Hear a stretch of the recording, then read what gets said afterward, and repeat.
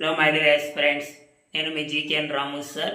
మరి ఈ రోజు కరెంట్ అఫైర్స్లో క్రీడా రంగానికి సంబంధించి స్పోర్ట్స్ సంబంధించి చాలా ఇంపార్టెంట్ టాపిక్ నా Sultan of Johor Cup. Sultan of Johor Cup ఈ క్రింద వారిలో ఏ క్రీడకి చెందిందంటే హాకీ హాకీ క్రీడకి చెందింది. మరి సుల్తాన్ ఆఫ్ జోహర్ కప్ ఎప్పుడు స్టార్ట్ అయ్యిందంటే 2011లో స్టార్ట్ అయింది. తొలిసారిగా ఎక్కడ స్టార్ట్ అయిందంటే మలేసియాలో స్టార్ట్ అయింది.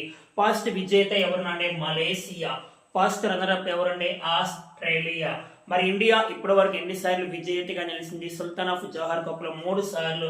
ఫస్ట్ 2013, 2014, 2022 మొత్తం 3 సార్లు అన్న. చాలా ఇంపార్టెంట్.